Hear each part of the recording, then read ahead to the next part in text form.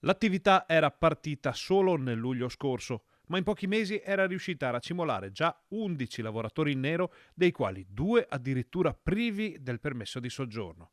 Lo hanno scoperto i militari della Guardia di Finanza di Vicenza, che nei giorni scorsi hanno sottoposto a un controllo un laboratorio tessile di Ressano Veneto, riconducibile a una ditta individuale di un cittadino cinese.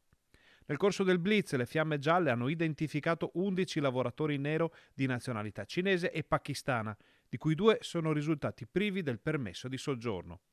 Questi ultimi sono stati denunciati alla Procura per ingresso e soggiorno illegale nel territorio dello Stato. La denuncia è scattata anche per il titolare per aver dato lavoro a extracomunitari irregolari.